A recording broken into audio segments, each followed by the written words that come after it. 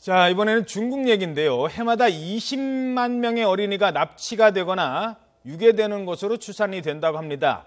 자, 그런데 이렇게 많은 어린이가 어떻게 납치될 수 있을까 의아해했는데 여러 이유 중에 이 동영상 보면 그런가 싶을 정도의 일이 벌어집니다. 몰래카메라입니다. 어떤 일이 벌어질까요?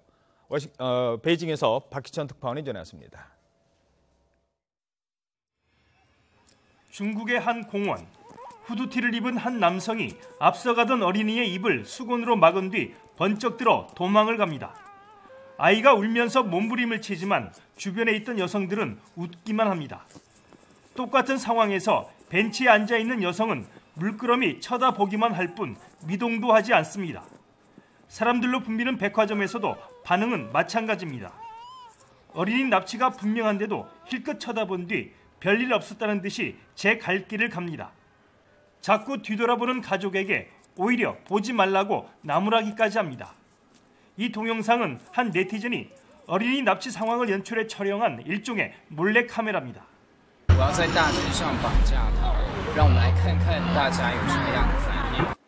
납치 장면을 모두 9차례나 연출했지만 제지하거나 신고한 사람은 단 한 명도 없었습니다. 中国经济发展这手是硬了，但是这个文明教育这方面是不是还有好多缺陷？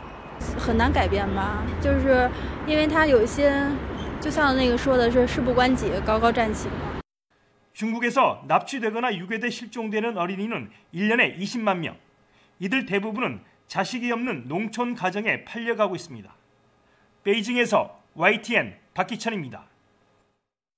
네, 리포트 중간에 나오는 그 어느 여성분의 인터뷰가 얘기해 주는 것 같습니다. 변하지 않습니다, 이런 일이. 자기 일 아니면 신경 안 써요. 그렇습니다. 세태를 반영하는 것 같습니다. 네.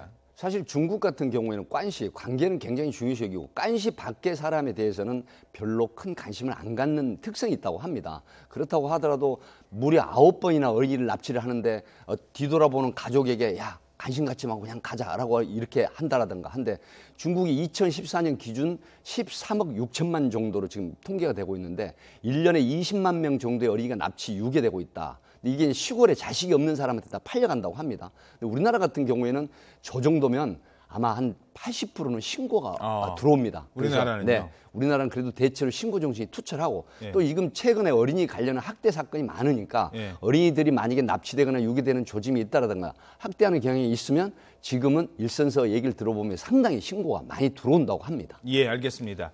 참고로 하지만 두 가지 지금 화면에 보면은 지나가는 분들 얼굴이 그대로 나오는데요. 중국의 몰래카메라에 방송이 돼서 저희도 그냥 얼굴을 내보내기로 했습니다. 뭐 그분들이 직접 비난받을 대상이라는 얘기는 아니고요. 또 하나 뭐 중국이 다 그렇다. 이거 뭐 괜히 외교 문제로 비화될까 봐 조심스러운 측면도 있습니다. 네. 저희들이 이 이슈를 선택했던 거는요. 실제로 저런 일이 벌어진다면 그렇습니다. 어떻게 해야 됩니까? 네. 사실 저런 일이 벌어진다고 하면 곧바로 112 신고를 하시는 게 가장 빠르고요.